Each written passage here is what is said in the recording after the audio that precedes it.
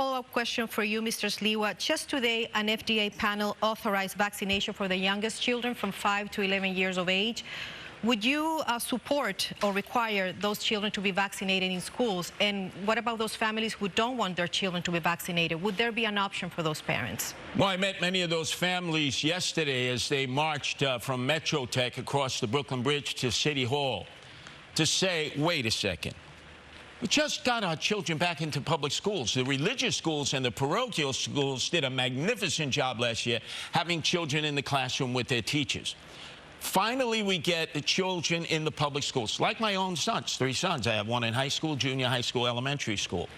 And now all of a sudden, if they can't get the vaccine, or because of religious belief they can't get the vaccine, or the parents are not involved and decide the child should not have the vaccine after a 1.5 years of playing Fortnite, of roadblocks, of not getting educated, we've deprived them of a 1.5 years of education, we're going to kick them out? We're going to expel them? What kind of compassion, what kind of care is that from a government that says, if you don't do what we say, you're out?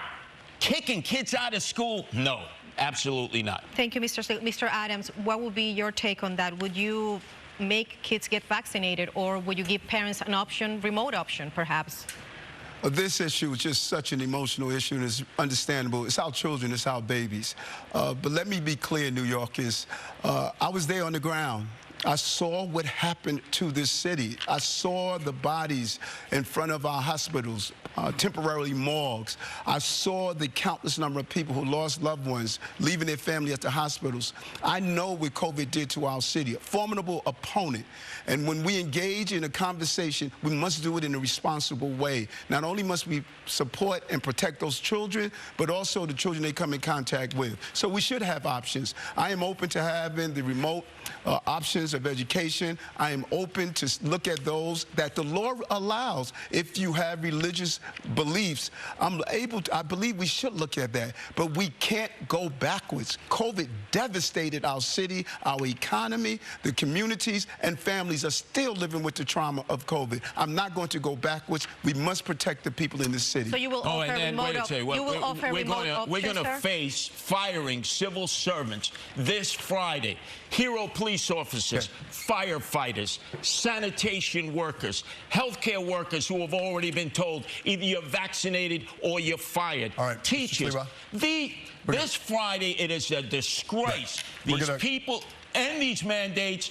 And when I'm mayor, I'm hiring them all back, and I'm giving them back pay. This is a violation of their rights. Get vaccinated, but more importantly, if you can't or won't, then you should. You absolutely should be able to get tested once a week. Let's just try to keep to the times, please, because we got a lot to cover. Let's just continue with this COVID situation, because I want to talk about the Friday deadline. The mayor has ordered all city workers to be vaccinated and inoculated by then. If not, if they don't get the shot, they're not fired, sir. They're on leave, and there's a very big difference. But that has its own problems, and I want to talk about strategy. Mr. Adams, leave with no pay, Bill. What's your strategy? With no pay. What's your strategy about these mandates?